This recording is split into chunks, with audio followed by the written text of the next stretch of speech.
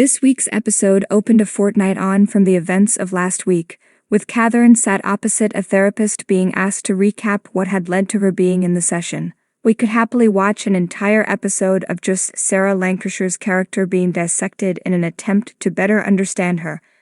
What a bold piece of primetime TV that could be, but what transpired instead was just as satisfying.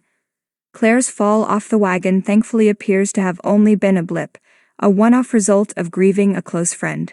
It's interesting to compare Claire to her sister in how they approach traumas differently. One will turn briefly to their vices, whereas the other will bottle everything up. There's a definite feeling of a ticking time bomb in Catherine this week, particularly recounting the missed opportunity to avenge her daughter's death.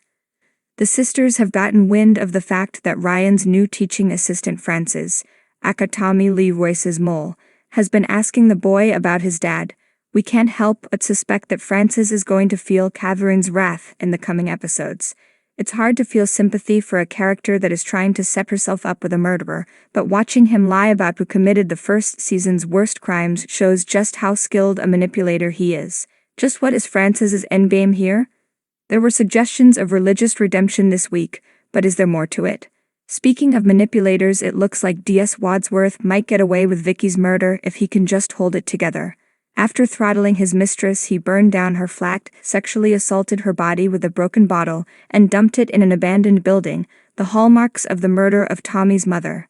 The pathologist believes it's a serial killer, but we think it's unlikely Wadsworth is the serial killer. His nervousness in the pathology suite suggests he wouldn't have the stomach for it.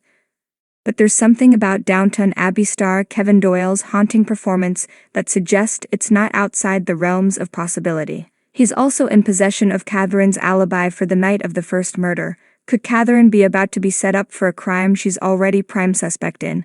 Perhaps it's a good job he stood Anne up for the drink he'd invited her out for. Turns out his wife has also been having an affair, which led to some pretty horrid name-calling over the breakfast table. The people trafficking rears its ugly head again this week. The bloke Catherine tasered last week has been let out on bail, but is quickly found by a nun hanging from a tree.